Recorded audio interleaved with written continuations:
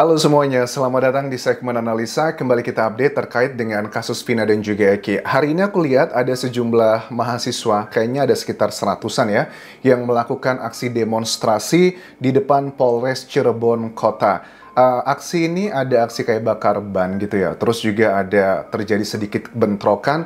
Mudah-mudahan tidak berlanjut lagi teman-teman. Tapi ini adalah seperti kayak karma gitu nggak sih? Karena kan di tahun 2016 menurut keterangan dari Bu Titin ya, kuasa hukumnya Saka Tatal, mengatakan bahwa pada tahun tersebut di persidangan itu pun juga sama. Mereka begitu tertekan tidak cuma dari perlakuan penegak hukum, tetapi juga dari sejumlah masyarakat termasuk juga dengan oknum anggota DPRD yang saat itu mengadakan aksi demonstrasi di luar persidangan untuk mendukung hakim memberikan hukuman maksimal kepada terpidana saat itu. Dan akhirnya terbukti bahwa mereka diberikan hukuman yang maksimal adalah seumur hidup. Apakah ini sebuah strategi yang dipakai oleh pendukungnya Peggy Setiawan dengan mengerahkan massa ini dalam tanda kutip akan memberikan tekanan kepada penegak hukum agar bisa mendapatkan targetnya? Ya mudah-mudahan tidak seperti itu, karena yang kita pengen adalah kebenaran. Kalau memang Peggy Setiawan ataupun juga terpidana lainnya mereka bersalah, ya sudah, mereka harus dihukum. Tetapi kalau memang mereka tidak bersalah, ya harusnya dibebaskan. Nah, poin-poin juga yang disampaikan hari ini dari Polda Jawa Barat, mereka sudah selesai melakukan pemberkasan alat bukti dan sudah diserahkan berkas tersebut ke kejaksaan. Ini butuh waktu paling nggak ya 2 mingguan sih menurut aku untuk mengecek apakah ini berkasnya sudah lengkap atau tidak. Kalau sudah lengkap berkasnya, ini akan lanjut ke persidangan. Kalau belum lengkap, berkasnya akan dikembalikan ke Polda Jawa Barat untuk dilakukan pelengkapan lagi. Dan ini tidak akan menggugurkan sidang pra-peradilan pada 24 Juni nanti. Yang bisa menggugurkan sidang pra-peradilan itu adalah jika sidang yang di pengadilan negerinya itu sudah dimulai otomatis gugur. Makanya berkejar-kejaran dengan waktu. Nah, ada juga keterangan dari Kadif Humas Polri, Irjen Sandi Nugroho. Beberapa poin yang disampaikan di sini ada yang aku setujui, ada juga yang kurang begitu aku sepakat ya. Yang aku setujui misalnya adalah mengenai penyebabnya kasus ini. Aku setuju ini adalah kasus yang ada unsur pidananya karena dengan temuan hasil visum. Poin yang disampaikan pertama adalah bagaimana mungkin di area kepalanya Eki ya, yang dia pakai helm, helmnya itu tidak mengalami kerusakan yang signifikan, tetapi tampilan ataupun juga efek yang dialami di bagian atasnya Eki itu luar biasa parah banget. Kepalanya itu begitu bonyok lah ya, rahang dan juga atas bawahnya itu patah. Jadi bagaimana menjelaskan? Helmnya terlihat baik-baik saja, tetapi di dalamnya kok seperti itu. Makanya itu sangat mencurigakan. Poin yang kedua aku setuju juga dengan penemuan di hasil visumnya Vina. Di bagian sensitifnya, itu kan ditemukan ada sperma. Plus juga ada dengan aliran noda merah segar di sana. Bagaimana ceritanya? Terus juga dengan hal-hal janggal lain yang misalnya celana dalamnya yang terpelorot sampai ke lutut, itu kan sudah mengindikasikan ada sesuatu hal yang janggal. Bagian itu aku setuju. Kalau kalian ngerasa bahwa nggak anjas, ini adalah laka lantas murni, ya aku hargai itu. Karena kita sedang dalam proses untuk mencari keadilan hakikinya, bukan sekedar masalah putusan ingkrah atau tidak ya teman-teman. Terus dikatakan juga hasil visum ada luka benda tajam dan tumpul, tetapi bagian ini juga masih menjadi perdebatan. Sebenarnya penyebab kematiannya apa sih? Kalau memang penyebabnya adalah karena luka benda tajam, kenapa ini tidak tercermin di hasil otopsinya? Kalau hasil otopsinya sih lebih mengatakan penyebab mereka meninggal dunia itu karena benda tumpul sih. Apakah ini satu hal yang perlu dijelaskan lebih detail dari dokter otopsinya? Kita tunggu nanti lebih realnya seperti apa. Ada satu statement juga yang menurut aku agak sedikit tidak masuk akal dengan pada saat Irjen Sandi Nugroho, mohon maaf Bapak, menunjukkan ada foto Peggy Setiawan dengan dua perempuan di sebelahnya yang dia ini mengatakan bahwa Peggy Setiawan itu ini adalah foto diambil di tahun 2016. Kami tunjukkan ini penyidik ya ke sejumlah saksi dan juga pelaku, dan mereka mengakui iya itu adalah Peggy yang dimaksud yang merupakan bagian dari pelaku. Dikatakan ada sekitar 18 saksi yang memberatkan Peggy. Siapa aja nih saksi-saksinya? Karena saksi itu tidak melulu mengenai saksi peristiwa, misalnya kayak Dede, Aep, ataupun juga Liga Akbar, tapi juga ada saksi ahli, bisa aja dokter forensik dan sejenisnya. Apakah ditemukan sidik jari di sana? Ini yang menjadi pertanyaan dari kuasa hukum Peggy Setiawan kepada Irjen Sandi Nugroho ini, bahwa ada nggak sih sebenarnya sidik jari tersebut misal di baju atau di barang bukti lainnya? Karena tidak dijawab secara detail. Karena ini adalah bagian yang katanya akan dibahas dalam persidangan, ya kita hargai tersebut. Tetapi memang ada banyak pertanyaan yang belum dijawab di sini yang ditanyakan oleh Sugianti Iriani, kuasa hukum Peggy ini.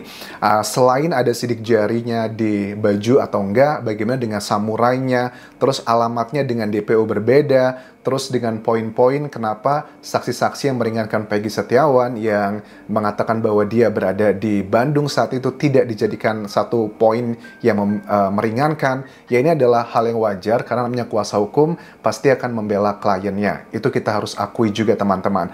Tapi dari keterangan Irjen Sandi Nugroho ini memang nggak bisa dipungkiri beliau kelihatan percaya diri dan yakin bahwa Polda Jawa Barat itu tidak melakukan kesalahan dalam penangkapan Peggy ini. Kita pengen tahu nanti di persidangan apa sih yang membuat mereka begitu yakin. Terus juga mengenai uji DNA sperma yang dipertanyakan oleh banyak orang. Ini kenapa ya kok tidak dilakukan identifikasi itu miliknya siapa? Karena kan data DNA itu adalah data yang tidak terbantahkan.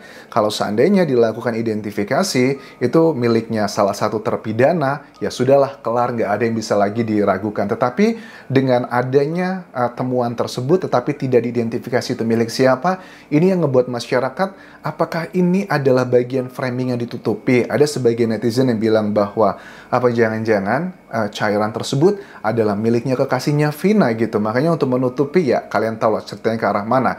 Ya itu bisa aja sih, tetapi kan bagian ini juga secara forensik pada saat aku ngobrol dengan beberapa kolegaku yang bekerja sebagai dokter otopsi yang mengatakan memang tidak semua cairan tersebut pada saat diambil dari tubuh seseorang yang sudah dimakamkan itu bisa dilakukan identifikasi. Ini juga ternyata linear ya. Menurut beliau dari Irjen Sandi Nugroho dikatakan bahwa pengambilan uji DNA sperma tersebut kan diambilnya tuh sekitar ya hampir semingguan lebih ya setelah Vina dimakamkan, dan ternyata itu sudah rusak, tidak bisa diidentifikasi itu milik siapa. Nah, kemudian juga ada satu statement yang cukup mengejutkan bagi aku pribadi, dikatakan dalam pengadilan di tahun 2016 atau 2017 bahwa ada saksi nih yang mengaku ditawari sejumlah uang oleh oknum kuasa hukum untuk memberi keterangan bohong. Nah, keterangan bohongnya ini dipakai untuk melawan penyidik saat itu. Siapakah saksi tersebut? Apakah benar atau reliable? Karena ini bagian-bagian yang masih sifatnya adalah kayak kita nggak tahu nih cerita sebenarnya seperti apa. Kayak misalnya Liga Akbar ya, waktu awal-awal kan kita percaya banget bahwa wah dia adalah yang terakhir kali bersama Vina dan Eki jam 9.15 ngelihat wajah-wajahnya. Tetapi kan sekarang sudah dicabut yang ngebuat kita bertanya-tanya, waduh ini kredibilitasnya gimana begitu. Ada juga keterangan dari mantan Wakapolri Komjen Pol Purnawirawan Ogroseno yang juga mempertanyakan dari bapaknya Eki ya, mohon maaf nih Ibtu Rudiana. Kenapa bapaknya almarhum Eki itu harus ngajak Liga Akbar untuk menunjukkan jaket helm? Karena tanpa adanya Liga Akbar pun kalau cuma sekedar identifikasi, ibunya Eki bisa, bapaknya juga bisa. Kenapa harus dia dibawa begitu?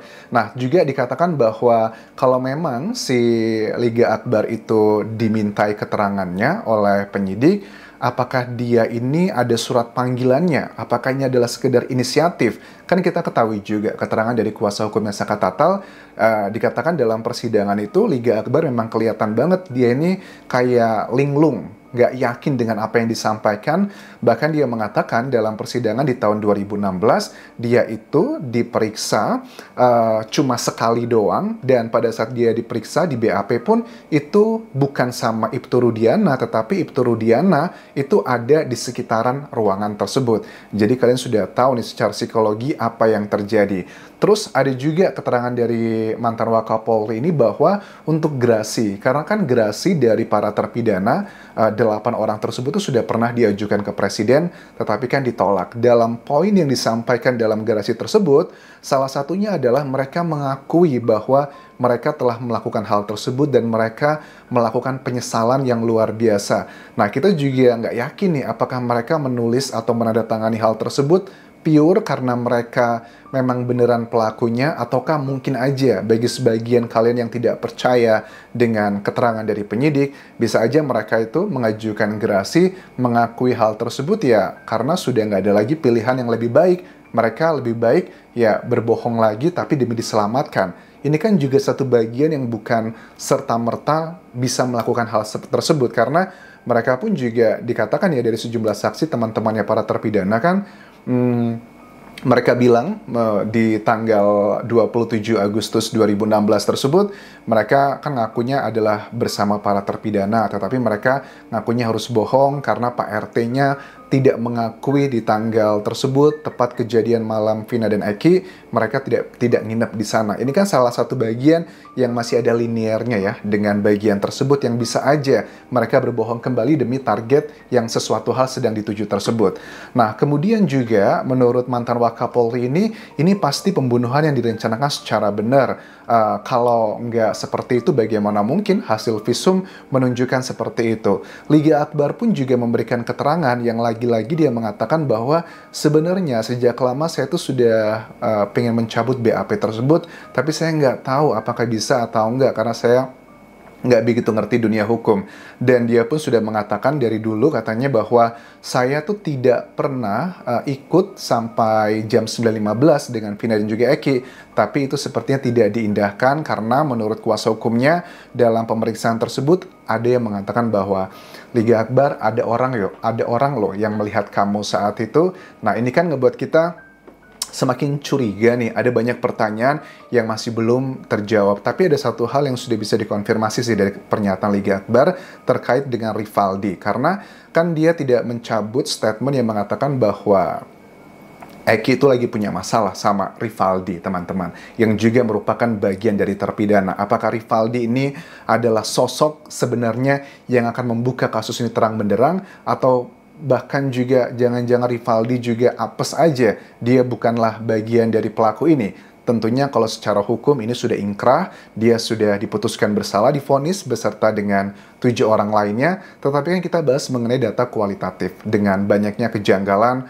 mereka yang mencabut BAP tersebut, yang mempertanyakan kinerja penyidik saat itu. So, sementara itu yang bisa aku update terkait dengan kasus Vina dan juga Eki. Terima kasih sudah menonton. Sampai ketemu lagi di video berikutnya. Bye.